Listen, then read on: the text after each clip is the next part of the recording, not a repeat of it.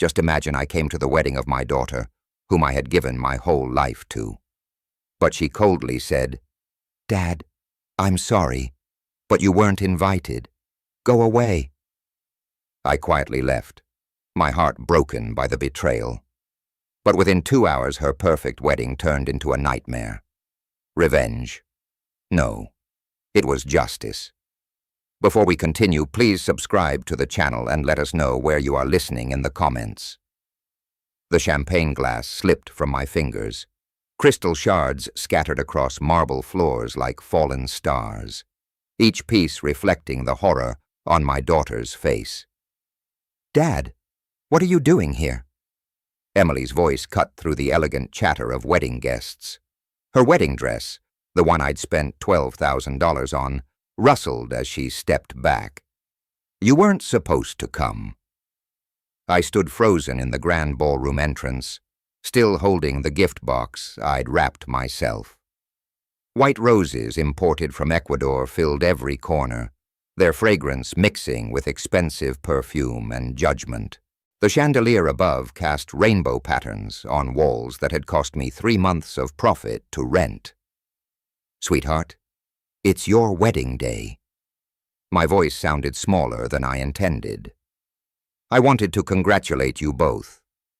Michael appeared beside her, his tuxedo perfectly tailored, his smile sharp as winter. "Mr. Clark, I think there's been a misunderstanding." "What misunderstanding?" I looked between them, searching Emily's face for the little girl who used to beg me to push her higher on the swing set. Emily glanced at the guests, watching us. Women in designer gowns whispered behind crystal champagne flutes. Men in 1,000 suits pretended not to stare while clearly listening to every word. This is a private family celebration," she said, her voice tight with embarrassment. "Immediate family only." The words hit like ice water. 28 years of bedtime stories, school plays, and dance recital collapsed into that single sentence. 28 years of choosing her college fund over my own retirement. Her happiness over my comfort. "I paid for this wedding, Emily." The words came out steady, factual. "Every flower, every plate, the dress you're wearing." Michael's jaw tightened. "Money doesn't buy class, sir." "Michael's right," Emily whispered, not meeting my eyes. "This isn't about money. It's about fitting in. You don't understand the kind of people who are here." I understood perfectly. Construction workers who built their houses weren't welcome at their parties. The man who'd sacrificed everything so his daughters could marry into their world had served his purpose. Around us, conversations had stopped entirely. A photographer lowered his camera. The string quartet played on, oblivious to the drama unfolding in their elegant backdrop. "I see." I set the gift box on a nearby table between untouched champagne flutes and white orchids. "I wouldn't want to embarrass you. Dad, please don't make this harder than it needs to be." I studied her face, memorizing features I'd kissed goodnight for 18 years. Her mother's green eyes now cold as river stones. The smile I'd worked overtime to put braces on, now turned away from me. "You're right," I said quietly. "I don't belong here." The walk to the exit stretched like a marathon. Designer heels clicked against marble. Whispered conversations resumed behind me. Someone laughed high and artificial. My work boots, polished for the occasion, felt heavy against the pristine floor. Outside, spring air hit my lungs like freedom. The parking lot stretched before me, filled with luxury cars I'd never afford. My pickup truck sat alone in the far corner, exactly where it belonged in their world. I reached for my phone, fingers steady despite everything. 25 years of building a company from nothing had taught me patience. 25 years of loving an ungrateful daughter had taught me the true value of loyalty. The screen lit up with missed calls from my lawyer about a property dispute. I scrolled past them to find a different number, one I hadn't called in months, but suddenly needed. My thumb hovered over the contact name. First National Bank Business Services. Inside that ballroom, my daughter was celebrating her new life without me. Outside, I was about to begin mine without her. The phone rang once before someone answered. Heavy doors sealed behind me with the finality of a vault closing. Wedding music faded to whispers as I crossed asphalt toward my truck, each step more deliberate than the last. The gift box remained on their table, abandoned like everything else I'd given them. March wind carried the scent of approaching rain. Darker clouds gathered above the venue's Gothic spires, casting shadows across luxury vehicles that cost more than most people's houses. My boots crunched on gravel as I reached the truck, keys already in hand. Inside the cab, silence wrapped around me like armor. Dashboard clock showed 3:47 p.m. Enough time before banks closed on Saturday. Enough time to make several important calls. I scrolled through contacts until I found what I needed. First National Bank Business Services appeared on screen. My finger hesitated for exactly 3 seconds before pressing call. First National, this is Patricia speaking. How may I assist you? Patricia, this is James Clark. Account number 7794512.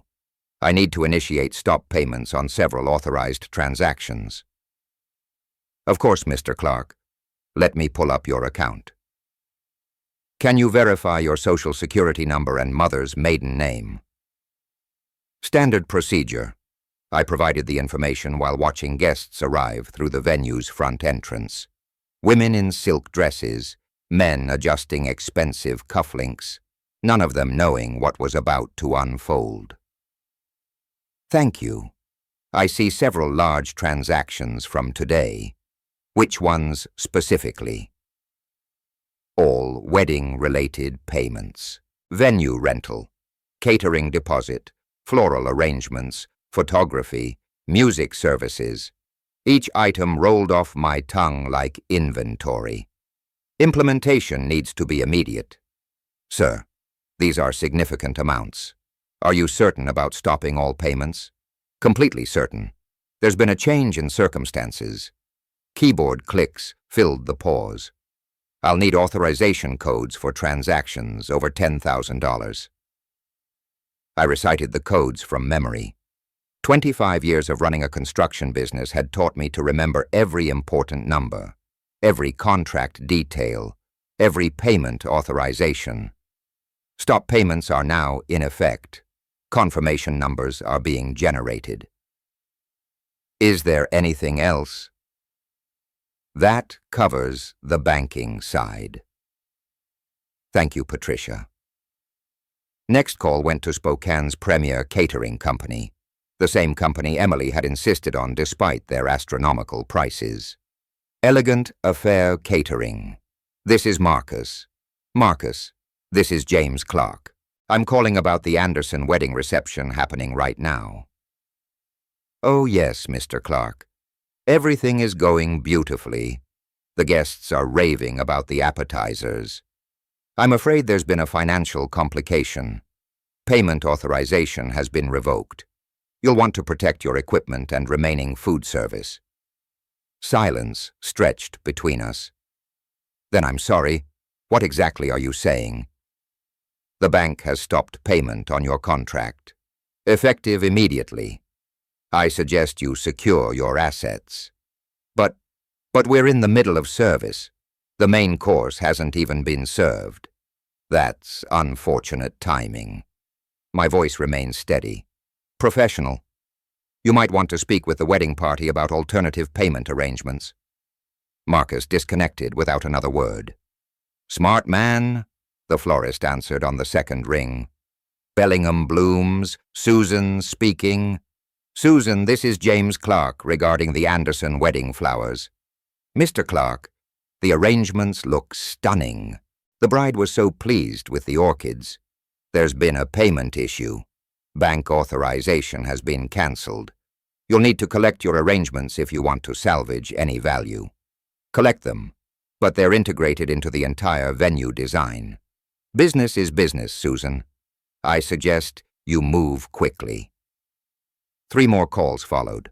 Photography services, string quartet, even the linen rental company. Each conversation followed the same pattern. Professional courtesy, then growing alarm, then rush disconnections as vendors scrambled to protect themselves. My phone showed 4:15 p.m. when the last call ended. Through the windshield, I watched a white catering van pull up to the venue's service entrance. Marcus, most likely coming to salvage what he could. Inside that ballroom, Emily was probably still greeting guests, blissfully unaware that her perfect wedding was about to become a very expensive lesson. Michael was likely discussing business with his father's friends, confident in his superiority over simple construction workers. Neither of them understood what they'd truly cost themselves today. I started the engine and pulled out of the parking space, driving slowly past the venue's front entrance. Through tall windows, I caught glimpses of the reception in progress.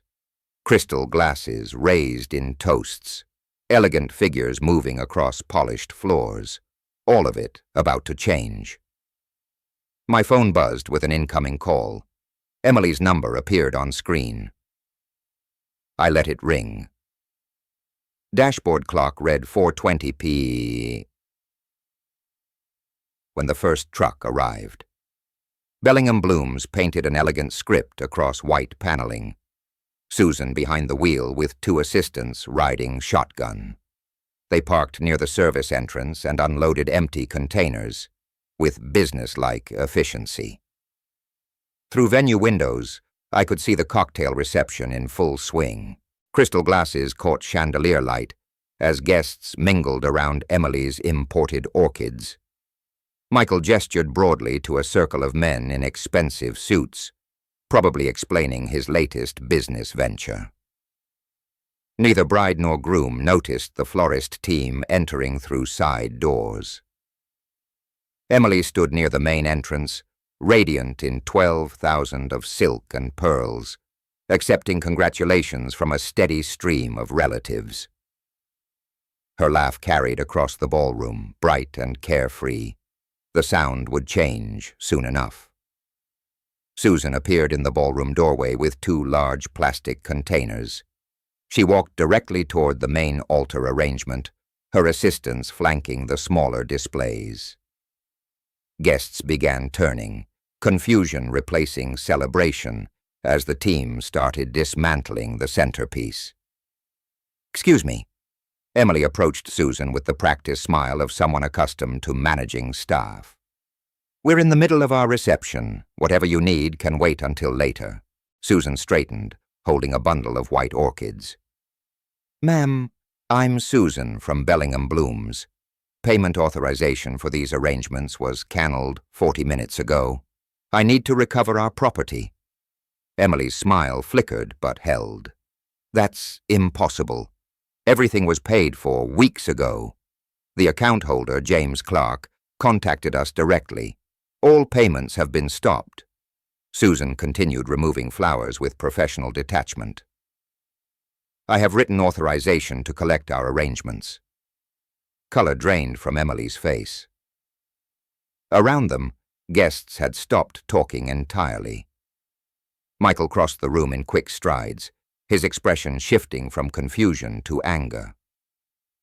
"What exactly is happening here?" His voice carried the authority of someone unaccustomed to being questioned. "Payment issues, sir. We're collecting unpaid merchandise."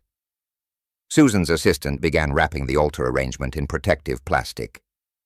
"This is completely unacceptable." Michael's face flushed red. "Get your manager on the phone immediately. I am the manager, and our contract clearly states that cancelled payments void our service obligations." Susan nodded toward her assistants, who began collecting table centerpieces while guests watched in stunned silence. Elegant Affairs' catering van pulled up outside as Susan's team continued their systematic removal. Marcus emerged with 3 staff members, their faces grim with purpose. They entered through the main doors this time, making no attempt at discretion. Emily watched the orchids disappear into containers, her perfect composure cracking like fine china. There has to be some mistake. My father wouldn't. He couldn't. Ma'am, we need to cease food service immediately. Marcus approached with clipboard in hand. Payment authorization was revoked at 4:15. We're contractually obligated to protect our equipment and remaining inventory. Michael stepped between Marcus and Emily, his voice rising. This is my wedding reception. You can't just stop service in the middle of an event. Sir, we can and we must. When payment authorization gets canceled, standard procedure requires immediate asset protection. Marcus signaled his team, who began covering serving stations with white cloths. Guests shuffled nervously, champagne glasses untouched in their hands. Conversations had devolved into worried whispers. Someone's phone rang, sharp and intrusive in the tense atmosphere. The string quartet stopped playing when their equipment coordinator arrived. Microphones went silent. Speakers powered down. Even the ambient lighting shifted as the sound technician disconnected his mixing board. Emily stood frozen in the center of her collapsing reception. Wedding dress pristine amid the chaos of disappearing services. This can't be happening. Not today. Not like this. Emily, what kind of arrangement did your family make? Michael's voice carried new suspicion, his anger redirecting from vendors toward his bride. I don't know. Everything was supposed to be handled. Her voice cracked with the first hint of genuine panic. The venue coordinator appeared, phone pressed against her ear, speaking in urgent whispers. She approached Emily with obvious reluctance. Mrs. Anderson, I've just spoken with our accounting department. All payments for today's event originated from a single account belonging to James Clark. That account holder has revoked authorization for every transaction. Emily's composure shattered completely. The little girl, who'd been dismissed from her own celebration, was finally understanding the scope of her father's generosity and the consequences of her cruelty. She pulled out her phone with trembling fingers, scrolling to a familiar contact. Outside in the parking lot, my phone began to ring. My phone buzzed against the dashboard, Emily's name lighting up the screen. Through the windshield, I could see her silhouette in the venue doorway, phone pressed to her ear with desperate urgency. I didn't answer. Not yet. 25 years of loving that woman had led to this moment. 25 years of believing that sacrifice would build character instead of destroying it. She was 3 when her mother died. Cancer took Sarah in 6 brutal months, leaving me with a toddler who asked for mommy every morning and every night. I could have remarried quickly, found someone to help raise her. Instead, I chose to be everything Emily needed myself. Daddy, will you read me another story?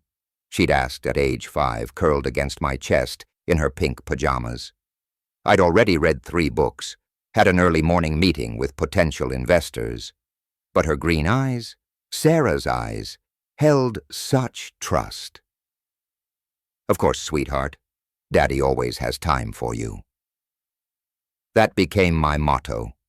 James Clark always had time for Emily and money, and whatever she needed to be happy. Private school tuition consumed half my quarterly profits when she turned 8. The best education money can buy, I told myself, writing checks that meant fewer business expansions, smaller personal budgets. Emily hugged me when I told her about Riverside Academy. "Thank you, Daddy. I'll study really hard and make you proud." She did study hard. Straight A's through elementary school, school plays where I sat in the front row, my construction calloused hands applauding louder than any other parent. Emily would find me afterward beaming with accomplishment. "Did you see me remember all my lines, Daddy? I was thinking about you the whole time." High school changed things. Riverside Academy meant wealthy classmates with trust funds and summer homes. Emily started noticing differences. Her Sweet 16 party costs more than some people's cars. A BMW in the driveway, professional catering, designer decorations. Everyone else got BMW's dad. This Honda is kind of embarrassing. That was 2015, the first time money became expected rather than appreciated. I should have recognized the warning sign. College expenses nearly bankrupted the business expansion I'd been planning.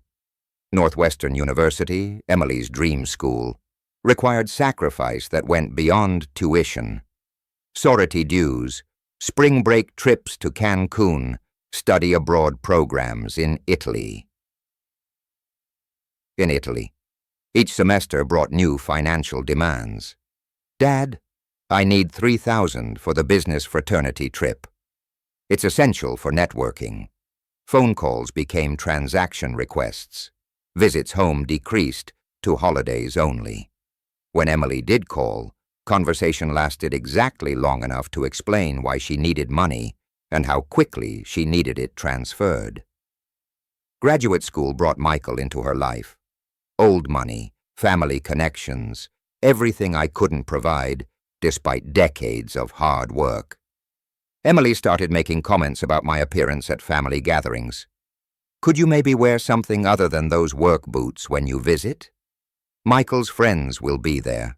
The woman who once thanked me for bedtime stories was now embarrassed by the man who'd provided everything she'd ever wanted. Success in construction meant nothing to her new social circle. Building the company that funded her lifestyle made me unsuitable for her lifestyle. Last Christmas, she'd introduced me to Michael's parents as Emily's father, who owns a small business. Small business.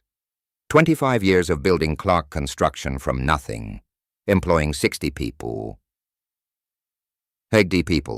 Earning enough to support her princess lifestyle, reduced to small business. "Dad, we need to talk about wedding funding. Michael's family has certain expectations for the ceremony. Not thank you for offering to pay. Not we'd be grateful for your help. Just expectations as if my life's work existed solely to meet her social requirements." The wedding planning meetings felt like business negotiations. Emily brought spreadsheets. Michael offered opinions about cost efficiency. Neither acknowledged that every line item represented months of my labor. Flowers imported from Ecuador. Champagne that costs more per bottle than my workers earned per day. A dress worth more than most people's monthly rent. "This isn't about money, Dad. It's about quality." Michael's family knows quality. Quality that my money bought, but my presence diminished. The very success that enabled their dream wedding made me too common to attend it. My phone buzzed again. Emily's third attempt in 5 minutes. Through the venue windows, I could see her pacing, wedding dress trailing behind her like a flag of surrender. 25 years of sacrifice had created this moment. Not a grateful daughter celebrating her father's generosity, but a desperate woman finally understanding what she'd lost. The irony was perfect. The love that had spoiled her would now teach her its true value. I reached for the phone. Time to answer. Engine hummed quietly as I pulled out of the parking lot, Emily's frantic silhouette shrinking in my rearview mirror. Her phone glowed like a beacon in the gathering dusk, calling me for the 7th time in 10 minutes. Each ring felt deliberate, controlled. My timing, not hers. The drive home took 20 minutes minutes through Spokane's Saturday evening traffic. 20 minutes 20 minutes of watching my phone light up with Emily's name. each call more desperate than the last. By the time I reached my driveway, she'd left 4 voicemails. I listened to them while sitting in my garage. Engine off, garage door closing behind me like a curtain falling on the day's first act. Voicemail 1. Dad, something's wrong with the payments. There's been a mistake. Call me back immediately. Voicemail 2. This isn't funny anymore. The vendors are taking everything. People are staring. Just call me back. Voicemail 3. Please, Dad. I don't understand what's happening. Michael's family is asking questions I can't answer. Voicemail 4, her voice cracking. I need you. Please pick up. Please. The phone rang again as I finished the 4th message. Emily's name appeared on the screen, accompanied by a photo from her college graduation. The last time she'd hugged me without needing money first. I answered on the 5th ring. Hello, Emily. Dad, finally. What have you done? How could you destroy my wedding? Her voice carried pure panic now. None of the controlled dismissal from this afternoon. Good. Panic meant awareness. Awareness was the first step toward understanding. I didn't destroy anything, I said, keeping my voice level. I simply stopped paying for things. You can't just stop. This is my wedding day. There are 60 people here asking why the flowers are gone and why dinner service stopped. Where are you calling from? The hotel. We had to. The venue coordinator said we needed to settle the bills before we could stay, so they'd been asked to leave. That explained the echo in her voice, the absence of wedding music in the background. Emily, I need you to listen carefully. When was the last time you thanked me for anything? What? Dad, this isn't the time for lectures. I need you to call these vendors and fix this mess. Answer the question. When was the last time you expressed genuine gratitude for my financial support? Silence stretched between us. In the background, I could hear Michael's voice, sharp with frustration. I don't remember specific instances, but I've always been grateful. You know that. Actually, I don't know that. What I know is that 3 hours ago, you told me I didn't belong at your wedding, a wedding I paid for entirely. I didn't mean it like that. I was stressed. Wedding day nerves. Her voice shifted, taking on the wheedling tone she'd perfected in college when requesting money for spring break trips. Dad, please, I'll make this up to you. We can talk about everything later, but right now I need you to authorize the payments so we can save what's left of the reception. What's left? The cake is still here. Some guests are still here. The photographer is waiting to see if we can work something out. And what exactly do you plan to use for payment? Another pause. Longer this time. I thought you would handle it. You always handle it. I always have. That's true. Do you know how much I've spent on you over the past 25 years? Dad, please don't make me guess numbers right now. I'm in crisis mode. Take a guess. Rough estimate. I don't know. Maybe 50,000. I almost laughed. 50,000 wouldn't have covered her sophomore year at Northwestern. Emily, I've spent over $300,000 on your education, housing, transportation, and land and lifestyle since your mother died. That doesn't include what I spent today. The line went quiet, except for the sound of her breathing. 300. That can't be right. It's conservative. I have documentation for every expenditure. Why are you telling me this now? Because you've never asked. In 25 years, you've never once inquired about the cost of your lifestyle or expressed concern about the burden it placed on me. Burden? I'm your daughter. Yes, you are. And I loved you enough to sacrifice everything for your happiness. The question is, what have you sacrificed for mine? Michael's voice grew louder in the background. She covered the phone for a moment, their muffled argument barely audible. Dad, Michael's family is really upset. They're asking questions about our finances. They want to know how we're going to pay for this. That's between you and your husband. But I don't have that kind of money. You know I don't. Then perhaps it's time you learn to earn it." The silence that followed lasted nearly 30 seconds. "What do you want from me?"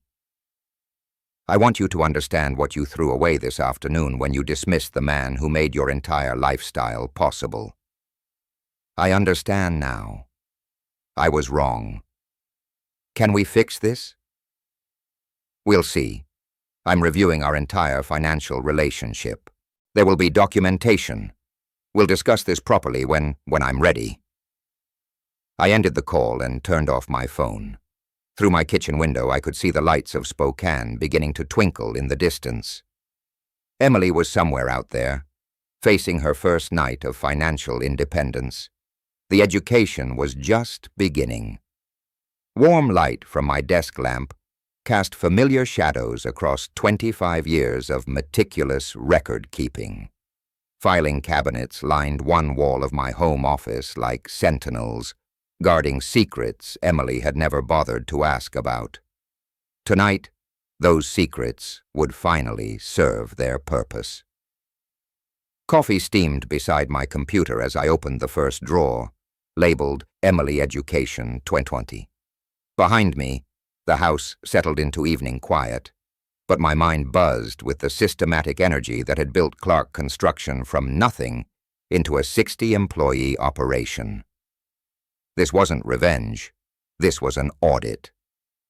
First folder, Riverside Academy, 12 years of private school tuition, each payment documented with bank transfers and semester reports, $8,000 per year in 2008, climbing to $12,000 by graduation. The math was sobering. $126,000 for elementary and high school education alone. I created a new spreadsheet, fingers moving automatically across the keyboard. Column headers, date, description, amount, category, running total. 25 years of fatherhood reduced to data points and formulas. Northwestern University folder came next, thicker than the others, bulging with dormitory contracts, meal plan agreements, study abroad program fees, tuition alone, $52,000 per year for 4 years, room and board, another $15,000 annually, spring break in Cancun junior year, $3,500, summer in Italy during her art history phase, $8,200, essential for my education, Dad, she'd said about Italy. This is how people in my program network. Page by page, receipt by receipt, the numbers climbed. Northwestern total, $284,000. 4 years of college costs more than most people earned in 5 years of work. Transportation folder revealed its own patterns. First car at 16. Reliable Honda Civic for $18,000. Everyone else drives BMWs. She'd complained within 6 months. Second car at 19. BMW 320i for $28,000. Third car at 25. BMW X3 because Michael's friends drive luxury SUVs. Each car came with insurance premiums, maintenance costs, and registration fees that Emily never saw. Hidden expenses that good fathers absorbed without comment. My phone buzzed. Emily's name appeared on the screen again. I let it ring, adding another entry to my spreadsheet. Phone iPhone 14 Pro Max, $12,009. Technology living expenses folder contained the darkest surprises. Post-graduation apartment in Lincoln Park. $2,800 monthly rent for 3 years. Credit card payments when her spending exceeded the generous allowance I provided. Averaging $1,100 monthly for 2 years. Designer clothing purchases. Spa treatments. Vacation trips with friends whose parents funded similar lifestyles. The totals grew like compound interest. Education, $410,000. Transportation, $75,000. Housing support, $125,000. Personal expenses, $180,000. Wedding, $147,000. My calculator showed $937,000. Nearly $1 million spent gradually over 25 years, each expense seeming reasonable in isolation. Private school was an investment in her future. College opened doors. A reliable car ensured safety. Nice clothes built confidence. The wedding celebrated love. But the pattern told a different story. Emily had never contributed a single dollar to her own support. Never held a job longer than 6 months. Never expressed concern about costs or gratitude for sacrifices. I opened the photo albums I'd maintained through her childhood. Emily at 8, gap-toothed and glowing after her first school play. Thank you for coming, Daddy. Did you see how loud everyone clapped? Emily at 12, triumphant, after winning the spelling bee. I thought about you when I was nervous, and it helped me remember the words. When had she stopped seeing me as a person worth thanking? When had I become merely a source of funding for her ambitions? My phone rang again. Emily's 14th call since our conversation ended. This time she'd left a voicemail. Dad, please answer. I've been thinking about what you said. I know I haven't been grateful enough. I know I've taken you for granted. Michael's family is threatening to leave if we can't explain the financial situation. I need to know what you want from me. What I wanted was 25 years of appreciation that would never come. What I needed was assurance that Emily understood the value of what she'd casually dismissed. I printed the spreadsheet summary and organized the supporting documents into manila folders. Education, transportation, housing, personal expenses, wedding costs, each folder thick with evidence of love translated into dollars, sacrifice measured in bank transfers. Tomorrow would bring conversations Emily wasn't prepared for. Questions about responsibility, accountability, and the true cost of entitlement. Tonight was for preparation. The documentation spread across my desk like evidence in a courtroom case. Nearly $1 million of support provided it without question, appreciation, or acknowledgement. Emily had lived like royalty while treating her benefactor like hired help. That arrangement was about to change.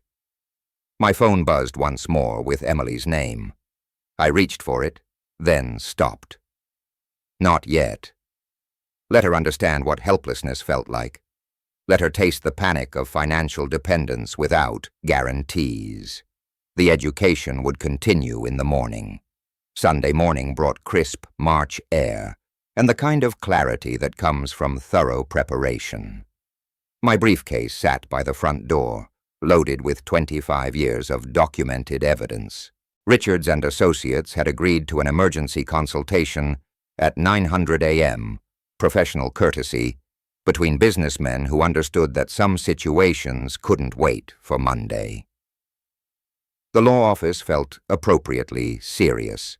Mahogany panels, legal volumes lining the walls, certificates documenting decades of successful practice.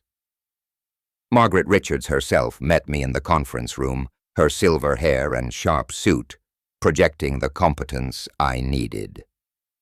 Mr. Clark, I've reviewed your preliminary documentation. This level of record-keeping is exceptional. She spread my folders across the polished table, scanning financial summaries with practiced efficiency. Each page represented months of Emily's lifestyle funded by my sacrifice. The total amount involved, nearly $1 million over 25 years. That's substantial even by our standards.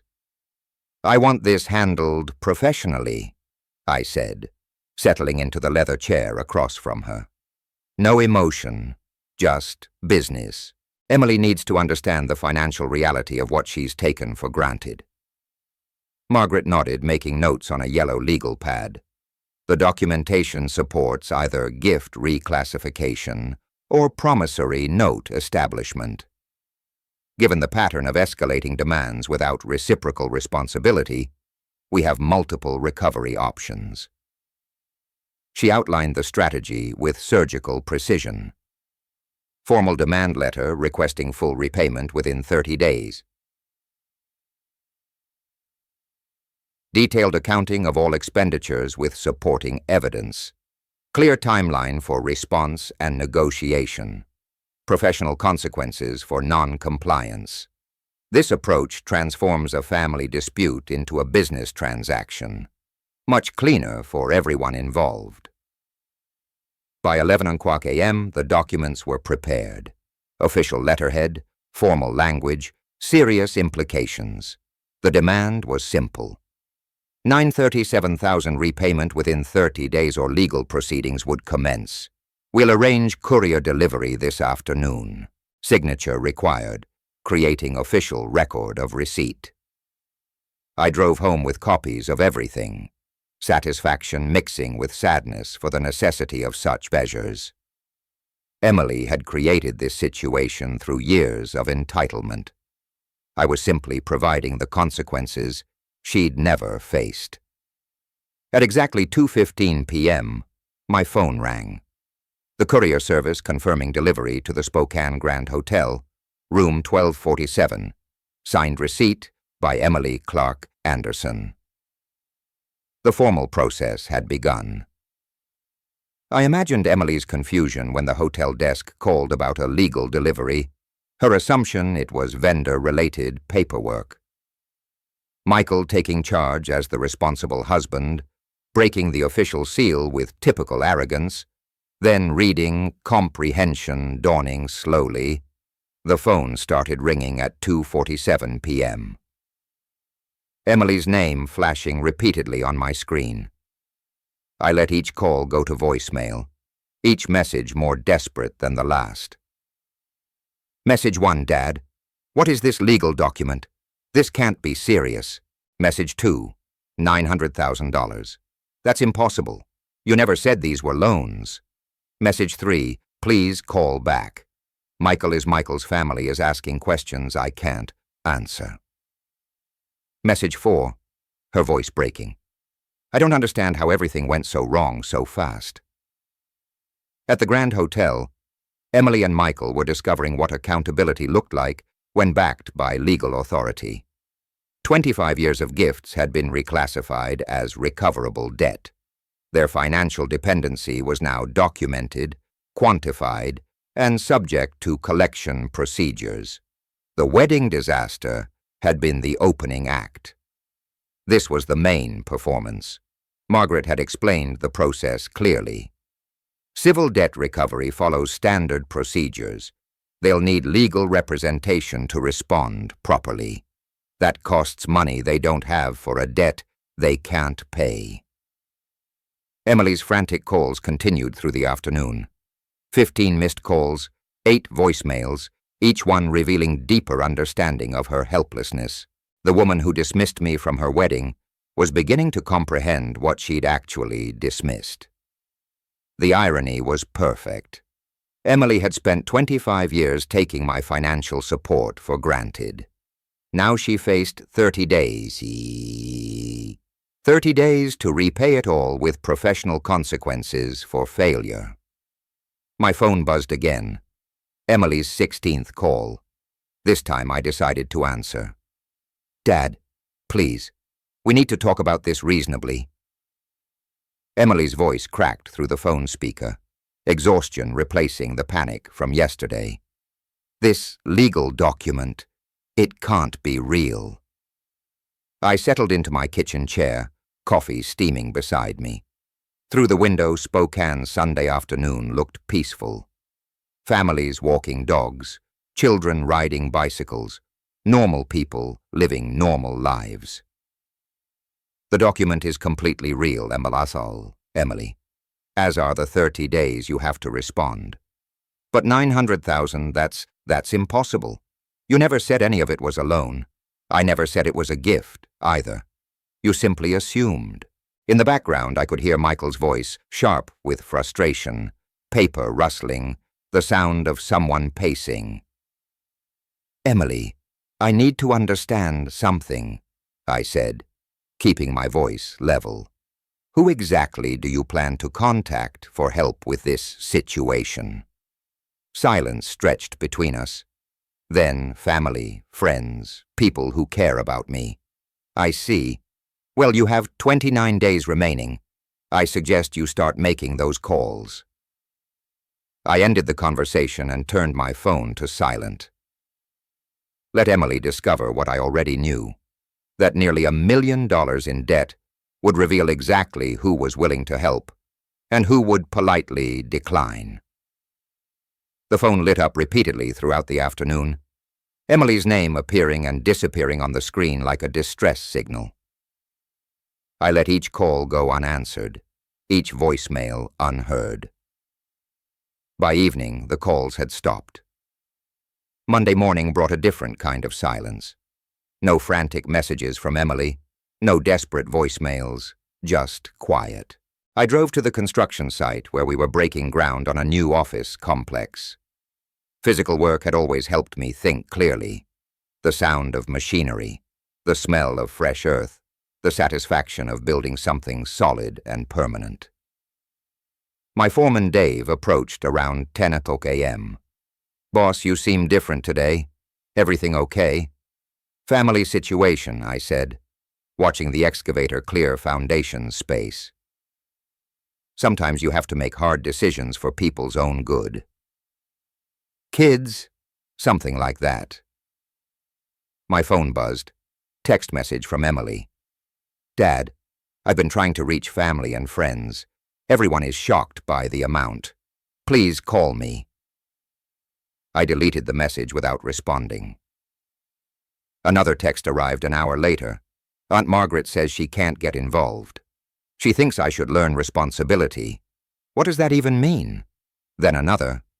"Sarah won't take my calls anymore. Lisa is asking questions about why I never worked. People are treating me like I did something wrong." The messages continued through the afternoon, each one revealing Emily's growing isolation. Her college roommate was uncomfortable with the conversation. Her sorority sisters were surprised by the financial details. Her few remaining friends were unable to help with such amounts. Michael was having his own problems. His mother had apparently called 3 times demanding explanations. His father wanted a family meeting about reputation management. His brother was asking pointed questions about financial disclosure before marriage. By Tuesday, the pattern was clear. Emily's support network was collapsing under the weight of nearly $1 million in debt. People who had enjoyed her generous, entertaining, and expensive gifts were suddenly unavailable when she needed financial assistance. Wednesday brought a different message. "Dad, Michael's family is pressuring him to consider annulment. They think our marriage was based on financial deception. Please call me so we can work this out." I almost smiled. Michael's family was apparently faster at recognizing reality than their son had been. Thursday's message was shorter. "Nobody will help. Everyone has excuses." Michael is barely speaking to me. His parents want him to see a lawyer about protecting his assets. I don't understand how everything changed so fast. 25 days remaining. Emily was learning what financial independence actually meant when you'd never developed the skills to achieve it. The education was proceeding exactly as planned. Friday morning's silence felt different. No text messages from Emily, no desperate voicemails. Just an unusual quiet that made me check my phone twice to ensure it was working properly. The attack began. Monday, my assistant, Rachel, knocked on my office door around 9 o'clock a.m., holding a printed email with obvious concern written across her face. "Mr. Clark, I received this inquiry from Spokane Business Journal. They're asking about family troubles affecting your business operations. I read the email twice. Professional language masking pointed questions about my stability and treatment of family members.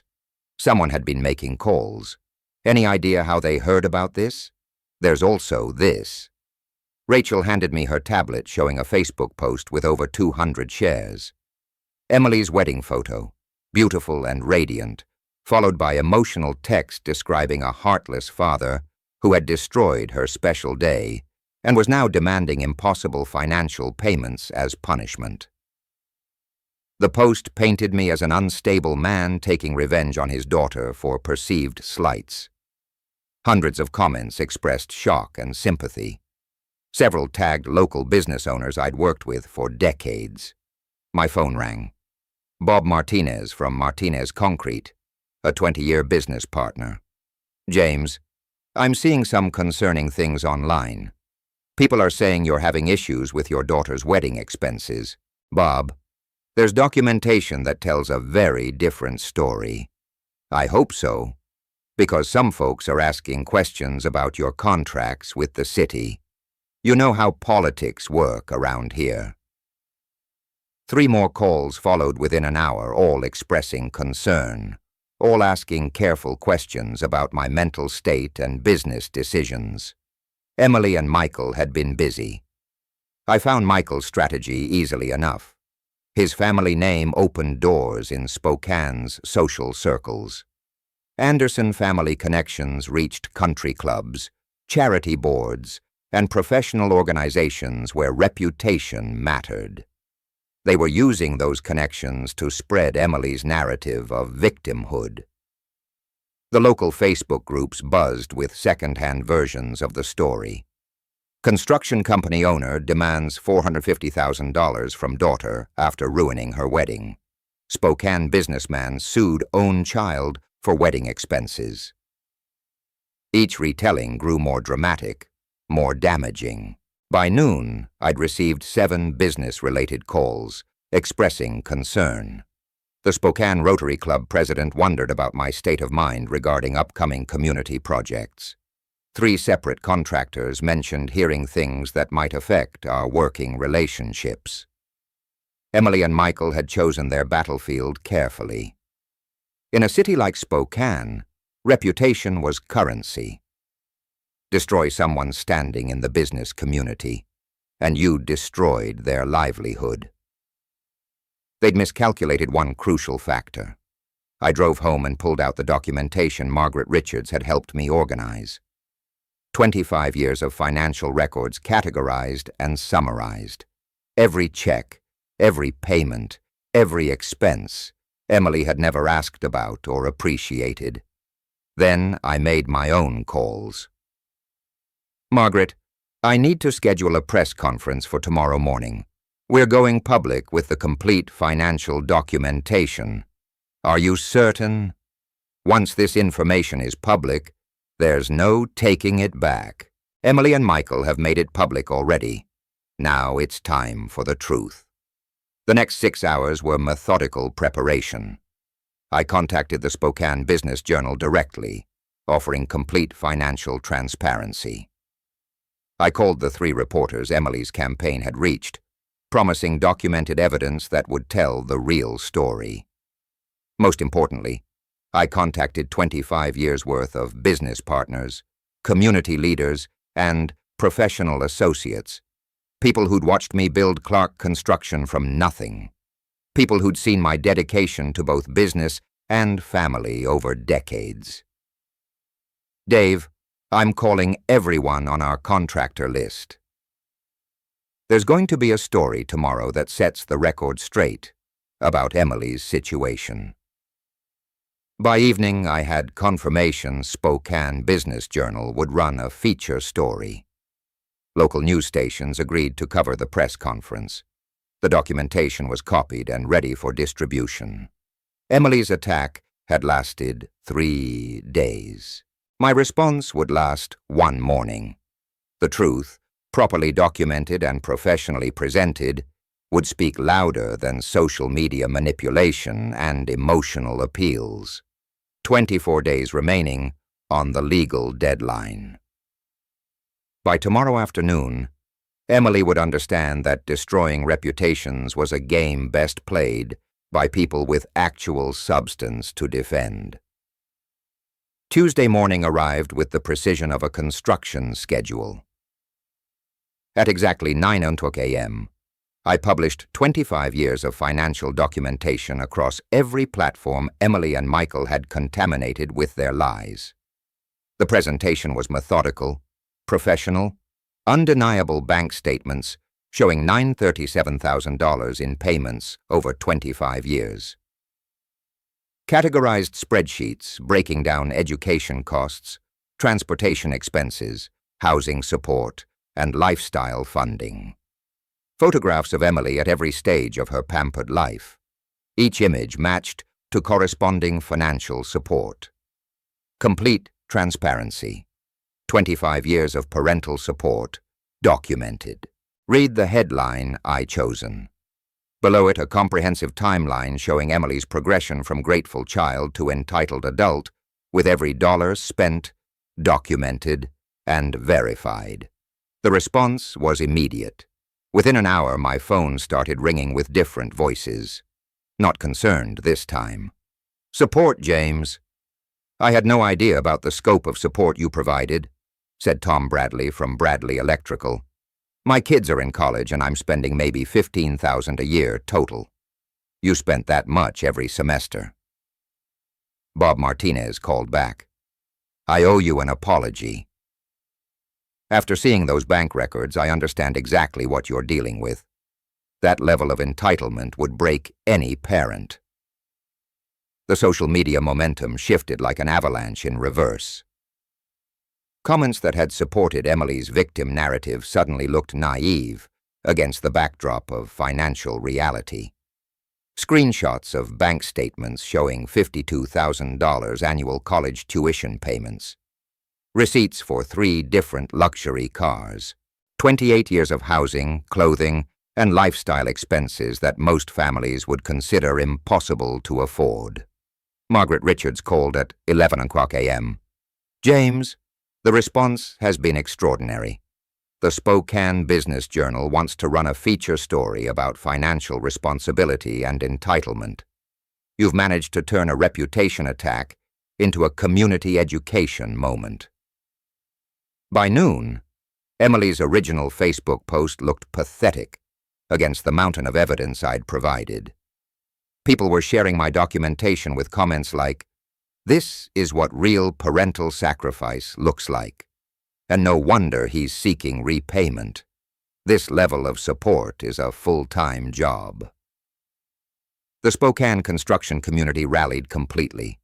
Contractors who'd questioned my stability were now sharing stories about my work ethic and integrity. The Rotary Club president issued a public statement supporting my position. Even the mayor's office released a comment about the importance of financial responsibility in family relationships. Dave texted me from the construction site. "Boss, the crew is talking about your situation. Everyone's behind you. Nobody can believe what Emily put you through."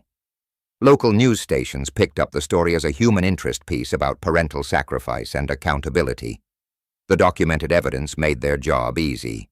They simply had to present the facts and let viewers draw their own conclusions. Emily's attack had backfired spectacularly. Her portrayal of victimhood couldn't survive contact with 25 years of documented financial reality. The community that had briefly questioned my stability was now questioning hers. Michael's family connections worked against them now. Their social circle was seeing exactly what kind of people they'd welcomed into their network. Anderson family credibility was being used to spread lies about a respected businessman who had simply documented the truth. By evening, the narrative had completely reversed. Emily and Michael weren't victims of a cruel father. They were entitled individuals who had attacked a generous parent when he finally set boundaries. The documentation told a story that emotional manipulation couldn't counter. Every bank statement was a chapter in 25 years of sacrifice. Every receipt was evidence of love that had been taken for granted. My phone buzzed with a text from Emily. "Dad, please take down those financial records. People are saying terrible things about us." I deleted the message without responding. 23 days remaining. The education was nearly complete. Michael's phone rang at 6:47 a.m. Wednesday morning, jolting both of us from uneasy sleep. The hotel room felt smaller with each passing hour, filled with the weight of social media, catastrophe, and mounting financial pressure. "Michael, this is your father." The voice carried through the phone speaker with unmistakable authority. "We need to talk immediately." Emily watched Michael's face drain color as he listened to demands she couldn't quite hear. His responses were clipped, defensive. "Yes, I understand the implications. No, I didn't know about the extent of documentation. The situation is more complicated than we anticipated." The conversation lasted 12 minutes. When Michael hung up, he stared at the phone for a long moment before speaking. "My family wants me home today." "Home? Michael, this is temporary. My father will calm down once." "Emily, stop." His voice carried a finality she'd never heard before. "My father received calls yesterday from 3 different business partners asking about our family troubles. The country club is buzzing with gossip about the Anderson family's association with financial fraud." "Financial fraud? That's ridiculous. This is a family dispute that got out of hand." Michael began pulling clothes from drawers, shoving them into his suitcase with sharp, angry movements. "Your father published bank records showing nearly $1 million in support you never acknowledged. To my family's social circle, that looks like deception at best, manipulation at worst." Emily felt panic rising in her chest like ice water. "You're leaving? We just got married 6 days ago. 6 days that have destroyed my professional reputation and my family's standing in the community." Michael's packing grew more aggressive. "I have a trust fund, Emily. Business prospects. A future that depends on maintaining certain relationships." "What about our relationship? What about our marriage vows?" Michael stopped packing and looked at her directly for the first time since the phone call. "What marriage? You brought me into a financial disaster without warning. Your father is demanding almost $1 million in repayment, and you have no way as to pay it. My family lawyer says I need to protect myself from potential liability." "Liability? I'm your wife. You're a financial burden with no assets and massive debt." The words hit Emily like physical blows. "My family cannot afford to be associated with this level of scandal." Emily's phone, silent for days, suddenly buzzed with a text from Michael's mother. "Emily, dear, Michael needs to come home. Family obligations. You understand?" The politeness made it worse, somehow. Even Michael's mother, who had praised Emily's grace and beauty at the wedding, was cutting ties with surgical precision. "Michael, please. We can work through this together. My father is angry, but he loves me. This will blow over." "Emily, look around." Michael gestured at her laptop, still open to devastating social media comments. "This isn't blowing over. Your father published financial records going back 25 years.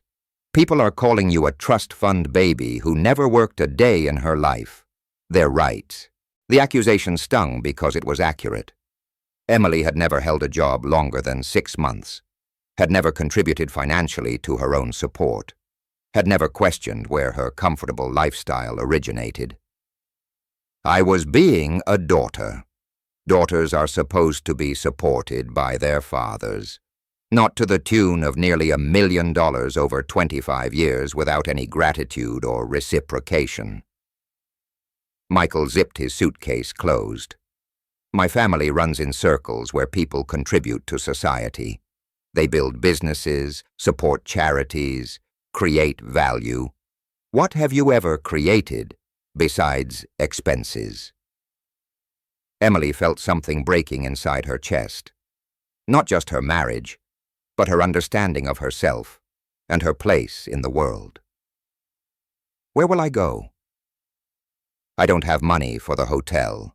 My credit cards are maxed. Everyone has stopped talking to me.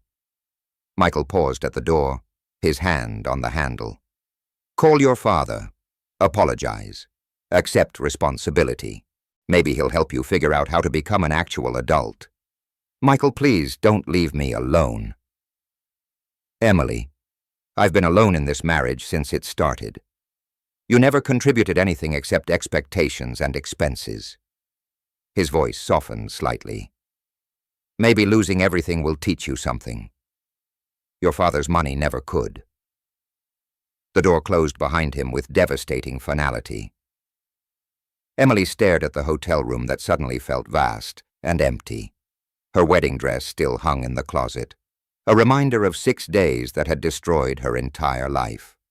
No husband, no family support, no friends, no money. For the first time in 28 years, Emily Clark Anderson was completely alone. She picked up her phone and scrolled to a number she hadn't called since that first desperate Saturday. Her father's contact information appeared on the screen like a lifeline she wasn't sure she deserved to grasp. 22 days remaining to find almost $1 million. She didn't have to rebuild relationships she'd destroyed to become someone she'd never been before. The phone rang once before a familiar voice answered. Hello, Emily. His voice carried none of the warmth I'd grown up with, but no cruelty either. Just calm acknowledgement that his daughter was finally calling after losing everything. Dad. The word came out broken, barely above a whisper. I don't know where to start. Start with the truth. Do you understand what happened this week? I stared at the hotel room around me, at Michael's absence, at my laptop screen still showing hundreds of comments condemning my behavior. The weight of 28 years of thoughtless entitlement crashed down like a collapsed building. I lost everything. My husband left me this morning. His family cut me off completely. I don't have money for tonight's hotel bill. My voice cracked. Everyone hates me. Do you understand why? The question hung in the air like a challenge. For 28 years I had blamed others for my problems, made excuses, found someone else responsible for every consequence. Not this time, because I treated you like a bank account instead of a person, because I never appreciated what you sacrificed for me, because I was selfish and entitled and cruel. Silence stretched between us. I could hear him breathing, considering my words. Go on. I saw the financial records you published. $900,000 over 25 years. I never asked where the money came from. Never thanked you properly. Never thought about what you were giving up to provide for me. Tears came freely now. The first genuine tears I'd cried since this began. I dismissed you from my own wedding. A wedding you paid for entirely. What else?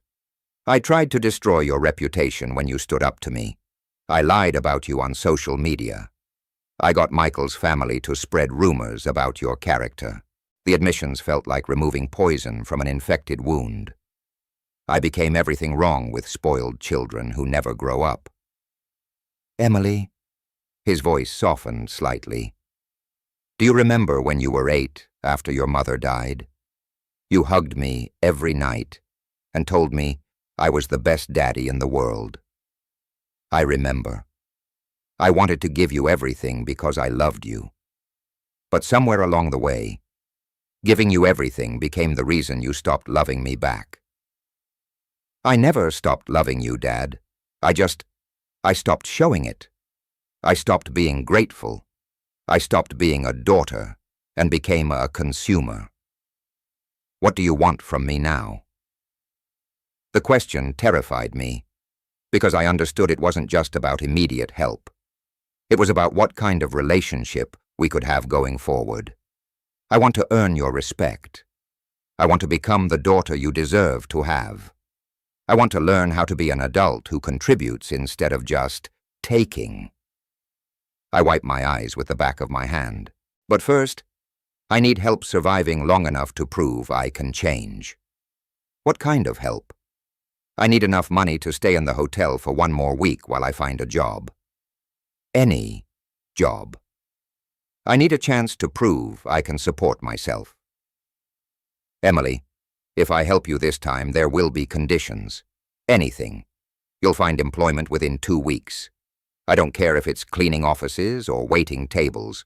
Pride is a luxury you can no longer afford. I understand. No financial requests for 6 months. You prove you can live on what you earn. Yes, we'll talk once a week, but our conversations will be between 2 adults, not between a parent and dependent child. I want that. I want to earn the right to be your daughter again. Emily, I'm going to transfer $1,000 to your account. That covers this hotel for 1 week and basic groceries. After that, you're on your own. Dad, thank you. I know I don't deserve. You're right. You don't deserve it. But everyone deserves 1 chance to grow up, even at 28. His voice carried both sternness and hope. Emily, I've always loved you. Now I want to see if I can respect you too. I won't let you down. Not again. We'll see. Love you, sweetheart. The call ended, but for the first time in a week, I felt something other than despair. Not relief, exactly, but possibility. The chance to become someone worth respecting. 21 days to prove I could change. A lifetime to earn back what I'd thrown away. I opened my laptop and started searching for jobs in Spokane. Every entry-level position looked intimidating to someone who'd never really worked, but intimidating was better than impossible. For the first time in my life, I was going to earn something myself. The education was finally beginning. If you like this story, please like this video. Subscribe to the channel and share your impressions of this story in the comments. To listen to the next story, click on the box on the left. Thank you for watching.